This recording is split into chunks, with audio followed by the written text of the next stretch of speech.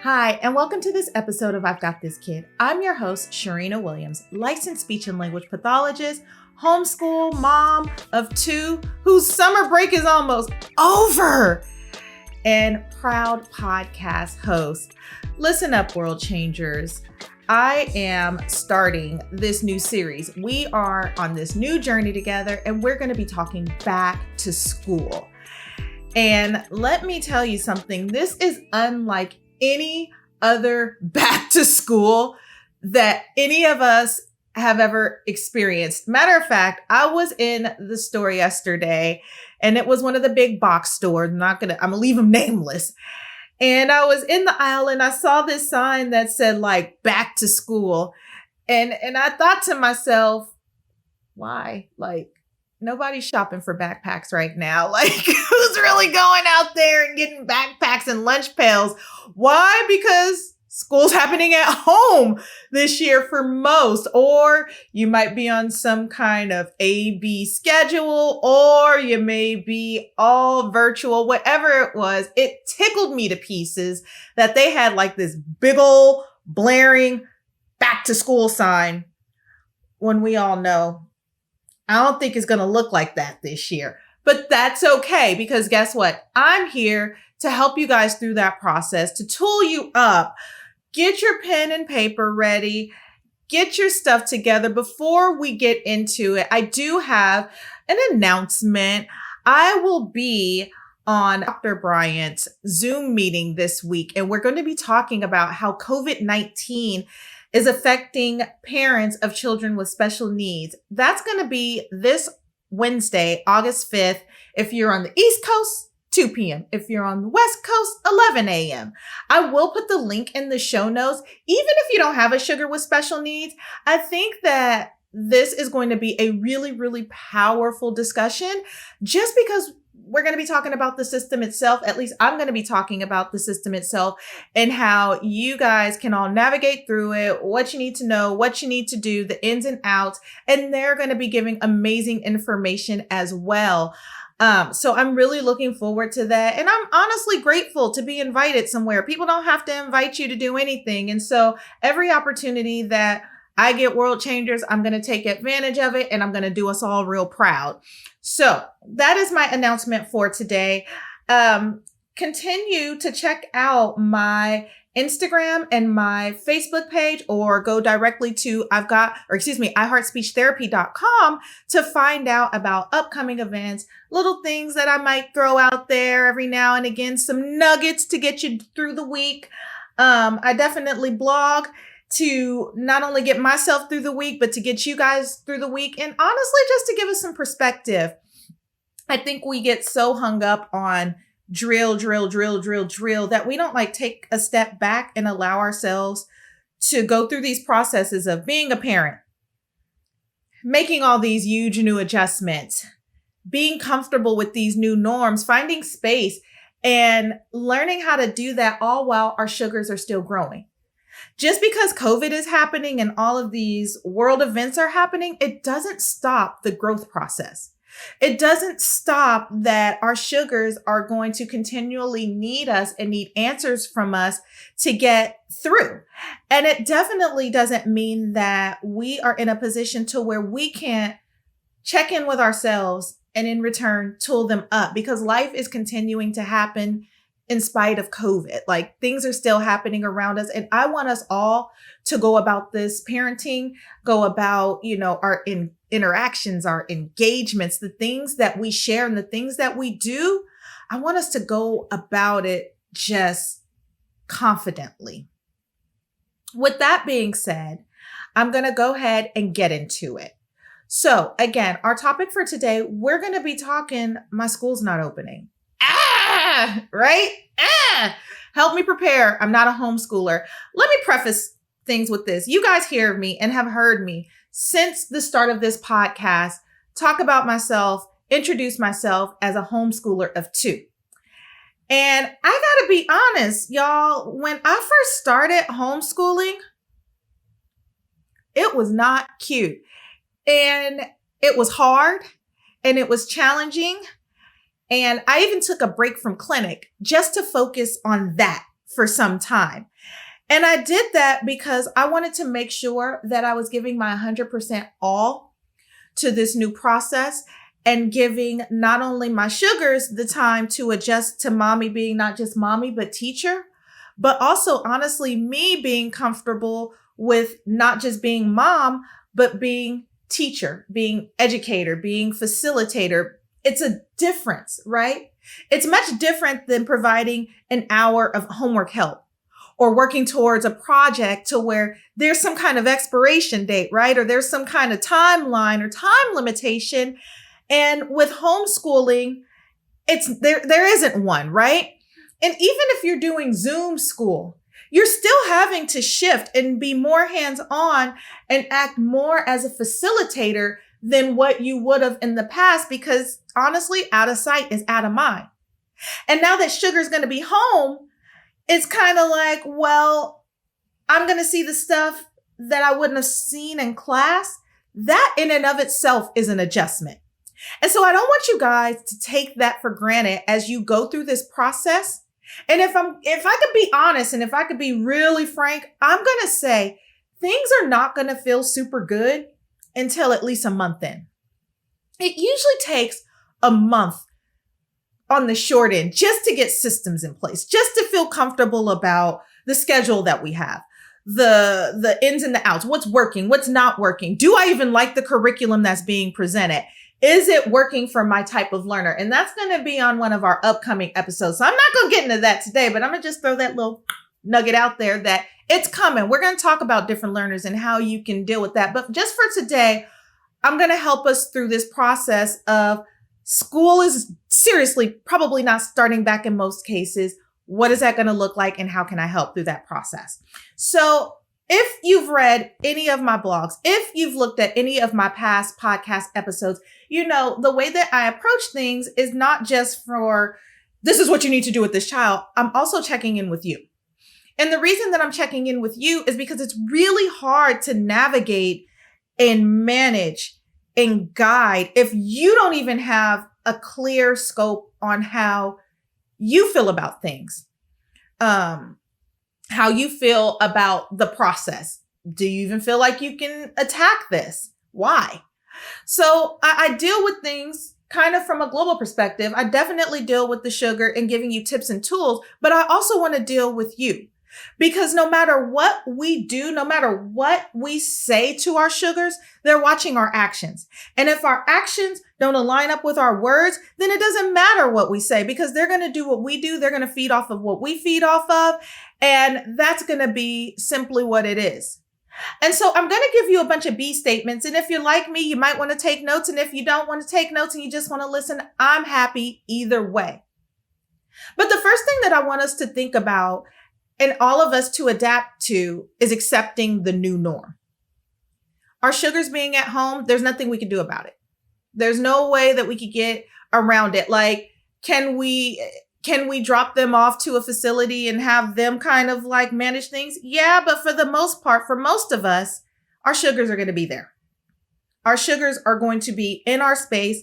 And for most of us, we're going to be balancing work and balancing homeschooling. And what does that look like, right? So I want you to just get into that space to where you could say to yourself, you know what, this is going to happen. And I'm okay with that. Now, you might not have all the answers between that, not yet, but at least just having that much out there on the table. Because it's going to lead you to this. It's going to lead you to having some kind of confidence. Now, where you are on the confidence scale, that's totally up to you. But just accepting that your sugar's going to be there will give you some kind of confidence about what's going to happen next. Because once you accept, then you can deal with, okay, well, how are things going to look? What is this going to look like? What is this going to feel like? What is this going to smell like? How am I going to navigate through this? You can start planning at that point. Because remember, your confidence, your sugar is watching how confident you are. And if you're confident about how things are going to go, then they're going to be confident in your skills and your abilities. Even if you're not a teacher, I haven't even gotten on the teaching part. I'm just talking about being comfortable and confident with the idea that sugar's going to be there, at least for some part of this school year, right? And so I can't emphasize enough, like this isn't one of those fake it until you make it times. Like this ain't it. This ain't the time for that. I need you to really be confident that this is happening and that they're going to be feeding off of you. Why? You're not going to be able to go out that door and you two go your separate ways. They're going to be there with you. So you need to have that space. I need you to be comfortable with what you know and what you don't know. Again, that goes back into that no faking it until you make it. This is when you're going to have to like assess yourself. If you have someone who's going into 9th grade algebra and you know you haven't picked up an algebra book since then, it's all right to be like, you know what, we're learning together. I learned during my first year with the kids that the more transparent I was, the more grace they were able to show me and the more grace I was able to show them. And so me saying, you know what, sweetheart, I don't understand this new math, but if you give me a minute, we're going to learn it together and we're going to learn their systems and then we're going to work it out. And that's how we went about things at first until I realized like, I really have to study new math. Like I really have to know new math inside and out. I don't get to just put the number on top of the other number. Like they break these things down into arrays. It's a whole mess, right? And so I want you to go into it being comfortable with what you do and don't know. Because then you could come to your sugars and say, look, this is how I was taught how to do it. I understand this is what the book says. And somewhere in between all that, we're going to meet each other halfway. And even if you aren't the teacher and sugar is watching it on TV, you're still going to have to be homework help. You're still going to have to be that support system. So just being comfortable with that process, being comfortable with, hey, I have absolutely no teaching experience. Bear with me. That's fair. Because then sugar's going to be like, if mommy's comfortable and if daddy's comfortable with telling me that they don't know everything and that they're working at it, guess what I'm establishing without them even knowing? The ability to tackle new things without being fearful. The ability to establish grit when things are hard. I can't overemphasize how hard, this is going to be for America getting used to schooling at home. Again, this is something that most homeschoolers who opt to do it are like, when we first get into it, right? But for those who had no intentions, even like observing sugar in school, this is no joke. So I want you to be comfortable with that. Be comfortable with it's okay for it to be hard. It's okay for it to be uncomfortable. It's okay for it to seem like, why is this happening? It's okay to even not like it. All of those are fair and valid. But it goes back to the first point is we have to accept it, like point and blank. Like we can complain our whole way and the whole time through it, but then think about the bigger message that you're sending to your sugar. Are you going to want them to be complaining through life? Like this is sometimes the cards that we're dealt. What's happening to us is completely unprecedented. This has never happened before. And so we're all learning together. And so that's why I want you to be super comfortable and I want you to be super confident because that will make this process and this transition so much easier. The next thing I want you to do is be ready to talk to your employer. If you have a job to where most of your day is spent collaborating, and what I mean by collaborating, you're meeting with other people, you're in meetings all the time, it really takes your attention. It takes all of your energy and your effort to put you into your job to do it confidently, competently, and successfully, right? I want you to be comfortable with talking to your boss because most likely if they have kids, they're in the same boat that you're in. I want you to be confident to talk to them and comfortable talking with them about life adjusting. Yes, I'm going to be there at the meeting. Yes, I'm going to do my work. Yes, I'm still going to get it done. Don't get upset with me if I have to do one of these. I gotta go. Like something, keyword, I don't know. But just being comfortable with talking to them about, hey, look, I'm learning how to balance this new homeschool, Zoom school, AB schedule school with normal responsibilities. And it doesn't mean that I'm not going to fulfill them, but it does mean that things are going to look different. And how I navigate through that is going to be different. And if they're understanding, I hope they are understanding, because again, all of us are going through this. Like, now's not the time, for us to be like cracking the whip on each other. Like, we all really need to be empathetic to what everybody's going through in every situation. So I'm really hoping that you're ready to talk to your employer and explain to them that this is what things are looking like.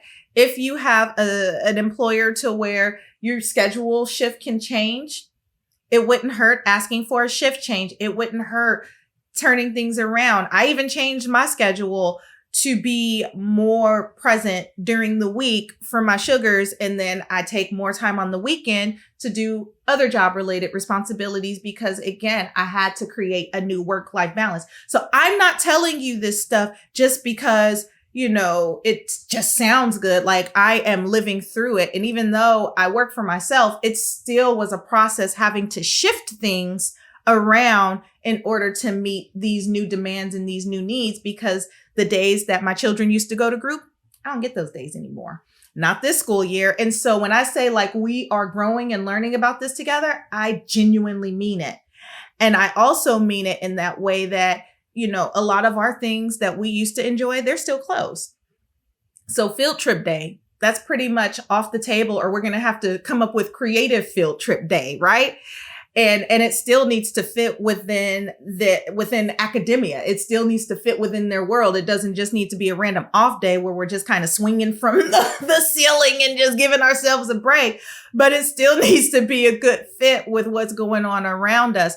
And so I want you, world changers, to advocate for yourself, advocate for your sugar, advocate your needs, like being honest about what works. Like, even if you do have a job where meetings happen during certain times a day, it's okay to ask, can this meeting happen maybe in the late afternoon where I know sugar isn't in school and I'm not having to keep an eye out on them and divide attention, and now I look like a flighty employee? Like, come on, y'all. Let's at least try. The next thing that I want you to do is be ready to establish clear expectations for your sugar. I'm going to say it again. Be ready to establish clear expectations for your sugar. Remember, you weren't doing this before. The clear expectation last school year, at the start of last school year, was get up, get dressed, get yourself some breakfast. Let me get you to where you need to go. Whether that was the bus stop or I'm dropping you off or you're walking to school, that was the expectation, right? Every day. Same thing. Every day. Those were your expectations, to the point to where they were unspoken. You didn't even have to speak them. Why? Because the same thing happened every day. Same thing needs to happen at home. Again, whether it's Zoom school, homeschool school, AB schedule school, whatever school, there needs to be clear, defined parameters, expectations. This is what you're expected to do. This is what you're not expected to do. For the parents who've decided to opt and just homeschool and not do any school, and you're going through a homeschool program, it is imperative for you to have very clear expectations about what to do. Visual schedules are a best friend. I'm pretty sure I've recorded and talked about visual schedules, and you can find that on my YouTube channel, as well as my social media pages if you need more information around that. A visual schedule is simply, what am I supposed to be doing? And it's in some kind of order, or it's just written down, or there's pictures, or it's some kind of way to show that this is what is supposed to happen during this block of the day, and I'm expected to fulfill that. Now, the younger your sugars are, the more you're going to have to guide that. The older your sugars are, the less you should have to guide and navigate that, what is clearly expected. Now, world changers, it does us no good to create a visual schedule and create expectations without sharing them with all parties involved. And so what that means is, I don't want one parent putting in 10 hours of creating this wonderful, immaculate schedule. It's wonderful, laminated, the whole 9 yards, all of that. I love laminations. Anyway, I don't want one parent going through all of this trouble of creating this schedule and the other parent having no idea what it is and what it means. So if parent A, who went through all this trouble, has to go, parent B can still carry things out and knows what's supposed to happen. So things aren't just falling on one parent. I want you to be sure that everybody knows what's going on. And once you create that schedule and you go over that schedule or you do it together as a team, now it's time to get Sugar involved. This is what's expected of you. This is how, our time is going to look. If you're in school every day from 9 to 12, then at 12:05, I expect you to be making lunch or going to eat the lunch that was already prepared. At, 12:40, I expect you to tackle your homework. At 1:15, I expect you to do whatever it is you're going to do next. Go play outside, go play in the backyard, that's your decompress time, however you plan on structuring it. Because from what I'm understanding, Zoom school is much shorter than regular school because we no longer have these transitions, right? And for people who have never been in academia, who've been in a classroom, who've never volunteered, a lot of the day, dare I say at least a good hour out of the day is spent transitioning, getting from one thing to the next. And so a lot of that is going to be cut out with Zoom school. So I don't think the days are going to be quite as long. And so you're going to still have to fill in that time about what it looks like after the day is done. And even if you don't give set times, I like set time for smaller kids, maybe not so much for older kids. It just it's more of like a compass for you, world changer, not for them. But for older kids, I just expect to give them a list and let them do it. And by the end of the day, I want to see what was happening and if it happened and it's different. And when I say older, I'm saying junior high, high school, the older ones, or those upper elementary school students who are super responsible and can handle following their schedule and getting the job done. That doesn't mean they're not going to tap you on the shoulder. That just simply means they know how to get from point A to point B to point C to point D without you having to kind of babysit them along the way. Another thing about clear expectations, you should have built in there downtime. You should have built in there breaks. You should have built in there, just anything that gives them a break away from the day. I mean, think about your workday. Everybody, whether it's written in their schedule or not, has some kind of downtime. Even if it's not written down that there is downtime, everybody does it to where you just take 5 minutes, 10 minutes and just, and I'm not talking about lunchtime. I'm talking about serious downtime, go walk around the building, go do something. Sugars need that just as much as we do. And what you'll find is if these breaks aren't built into the schedule, and teachers provide them too, they just provide them in different ways. But what happens is when they're not built into the schedule, you might start seeing meltdowns, or you might start seeing a little bit more crying or a little bit more irritability, a little bit more frustration because their brain needs a break too. They need a break too. And not just built into that Zoom school time or the homeschool time. They need those frequent breaks. And also be comfortable enough to let them know, I'm okay with you telling me that you need a break. I'm okay with you telling me that you need some space to kind of decompress. Now, if they start taking advantage and every 30 minutes, they need 30 minutes, no, they're playing around. But, or you need to adjust the way things are going on. But in general, taking a few minutes to just decompress and do nothing school related, phone related, tablet related, anything that requires a device just to do and be and smell the roses, I think that should be in everybody's schedule. The final B statement that I want you to do during this time, be clear with your Sugar that you will be checking on them regularly. If you're watching on YouTube, then you see me kind of rocking back and forth and just giving you the gist.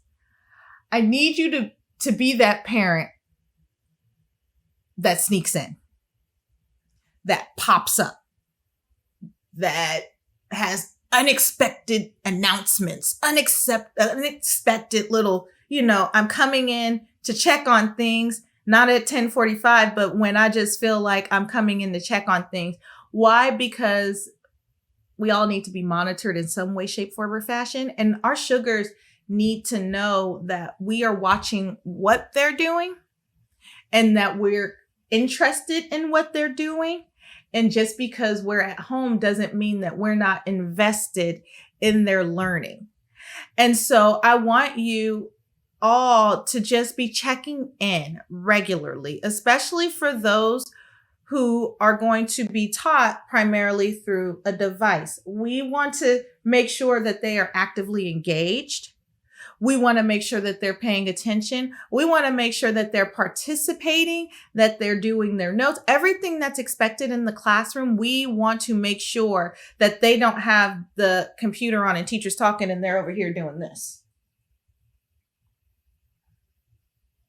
And I don't have to explain the obvious reason why we don't want to see this, right? Like, we just want to make sure.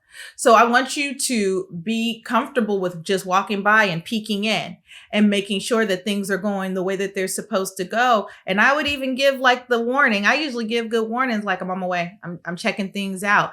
And even if you don't give the verbal reminder that you're coming to check things out, even just popping in on them and saying, let me see your work is just as good. Because if they have no idea when you're coming and they have no idea when you're checking in, that's going to be all the more reason for them to stay on task. They're still sugars. And as much as I like to give sugars like some rope to let them like do their thing and learn how to like move towards independence, because I still have I have in my mind, in my house, 18. I remind kids on birthdays like, oh man, guess how many more years you have in my house? Yeah. I remind them every year because I understand that my goal is not to keep them forever, but to prepare them for life. And so I want you to find that balance of, yes, I'm watching over you. I'm providing guidelines. I'm providing a pathway for you. And I'm making sure that you're following it appropriately to get to where you need to go. Everybody follow me with that? If you need more help around that or questions around that, please feel free to ask me offline. Send me a question, questions at I'veGotThisKid.com. Now, if you feel like, hey, I'm not a homeschooler, we've got Zoom school going, I'm still not feeling prepared, even though the teachers are going to be navigating and facilitating, and they're going to be doing all of these things, but I'm still not sure. I know my child and my child X. I know my child and my child B. I know that when I share this information, I'm speaking from very general terms. And, there's always exceptions to the rule, right? There might be those sugars who need a lot more. Like, I haven't heard much about what they're doing with GATE students. I haven't heard a whole lot about what they're doing with the SPED population. I hear a lot of concerns from parents, but I haven't personally heard a lot of what's going to go on around that. And maybe I'll do a little research and share that information. It'll be mainly probably from California, but if I could find some other stuff from some other places, I'll let you world changers know. But if you do have those kiddos who are like super high performers or performers that need a little bit more support, I want you to be thinking about a few things. A, don't be afraid to get a tutor. And you don't have to go to a big brand company to find great tutors, especially if you have sugars who are lower elementary, middle school. Find a high school student who's taking AP courses, who's interested in making some extra money on the side, but it's really gifted in a specific subject matter. Find college students who, same thing, are looking to make a little bit of extra money, and they're really great in specific subject matters. How do you know? Ask for transcripts. If you want even deeper referrals, ask them for a referral from a teacher from that last semester. Ask for tangible things that show you that not only are they a good student, but they also are an engaged student and they would be a good fit for teaching, for tutoring. Ask them if they're already tutoring for past references. because they're usually pretty like excited about helping others, and they're still kind of a ball of energy themselves, those high school and college students. And so I think that they're great tools for our younger students, and it's a little bit more cost effective, and you can still do it via Zoom. You can do it FaceTime, Duo. Like there's so many options now to where you can have them tutor and help your sugar in the subject area that sugar may need help, or sugar may need harder work. Sugar may need more of a push or a boost, but you may not be in that position, whether it's that's just not your favorite subject, or you just don't have the time, or honestly, you might need a break. You might not want to do it, and you may be good at it. But it doesn't hurt to have another set of eyes come in and challenge your sugar and give them more work to do and navigate that. And I think when we think of tutor, a lot of times we think of only our sugars who need help or support to get in alignment with same age peers. But I also want you to think of it from the perspective of sugars who have mastered their grade level and might need a little bit more and may need to see things from a different perspective. For example, our violin teacher that we've had for years is also an elementary school teacher. And so for years, she has given us additional materials and different ways to look at curriculum in a way that we probably wouldn't have looked at it, myself included. Like I would have never thought of things that way. And she does an amazing job of just 5-10 minutes of her time. Like, think about it like this and try this. And then we try it and it goes really well, but she's really gifted at what she does. And it's not that the kiddos are behind. It's because she wants them to expand their knowledge base. And so it's nothing wrong with tutor. There's no stigma with tutor. Again, it's all about perception. And if you put a negative perception or a negative connotation on tutors, then guess what? Sugar's going to do the same thing and they may reject them. So I want you to be mindful about that and think about it as a viable option. And if you're not sure where to go, I would start with my local high school. I would start with my local neighborhood. I would start with people I know and start tapping them on the shoulder. If you're new to the area, I would definitely go to the local high school. If there's a college that's in your area, I would go to that specific department and ask the department head or ask the administrator. There's usually an administrator over the department or a secretary, somebody who can help you, and just say, hey, I'm looking for a tutor. Do you have a student that sticks out to you that would be a great fit for my sugar? And sometimes colleges even offer those services on campus. Again, I think it's going to be all virtual, but you can still tap them on the shoulder and ask. It doesn't hurt. I would also think about, to the point I was making, I would enlist a teacher. While my kid's violin teacher is an amazing violin teacher. I don't know how she gets out of them what she gets out of them, but she does. She does a great job, but she's also a great teacher. And I mean, I would have no problem tapping her on the shoulder and asking her for help. I would ask actual classroom teachers, would you be willing to help my little sugar after hours in this subject matter? Or do you know a teacher? Do you know someone else who would be willing to help or to provide more support or to provide what I'm not sure my sugar should be getting, or I'm not sure if they're getting what they're supposed to be getting? The final thing that you can do is create a co-op with other parents who are masters in a specific subject area to ensure that everyone is on track. So guess what my go-to is? I am usually the ELA go-to, English language arts, reading, Sugar's not talking, help them with their sounds. I am the go-to for everything that has to do from here up, right? My husband, he's the go-to for everything math and science. There are people right now in your community who are really, really great at certain things. Like I have a cousin who is amazing at historical facts. Like she is wonderful about historical facts. And I honestly think of her anytime I think about historical facts. I have other family members who are great at other things. And so tap your community on the shoulder and find out who is willing to co-op with you, to share their information, to share their knowledge. And it doesn't even always have to be academics, right?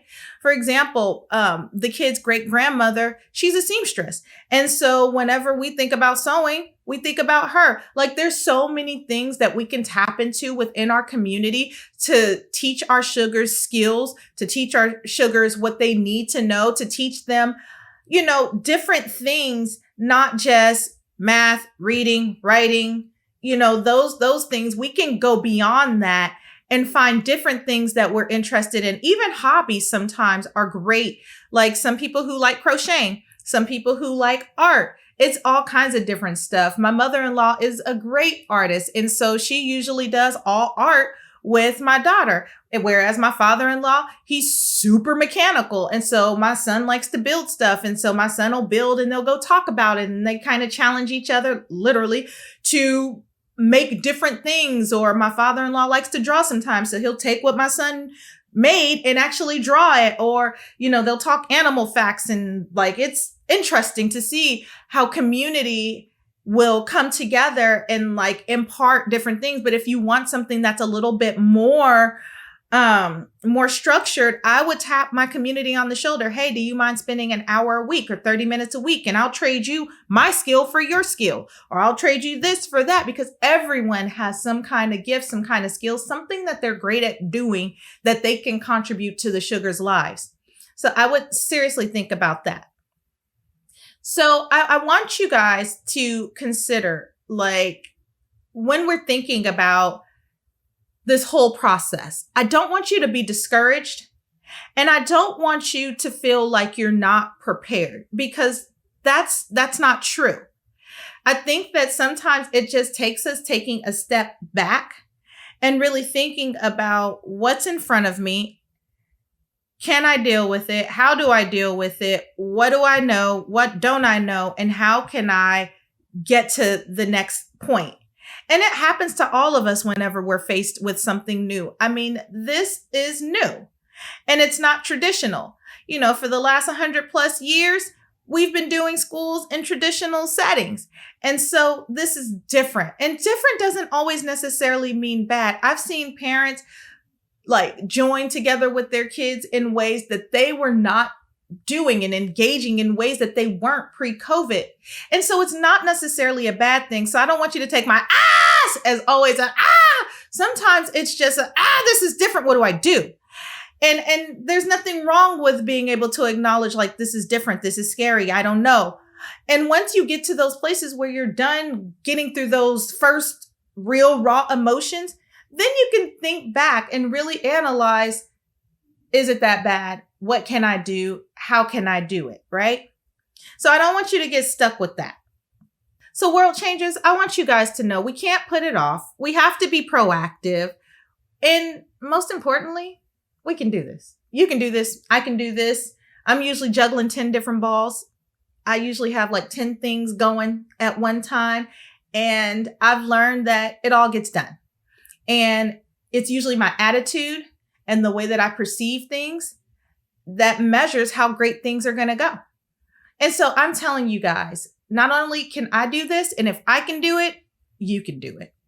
So I want you to just smile real hard, get ready, accept it for what it is, and most importantly, have fun.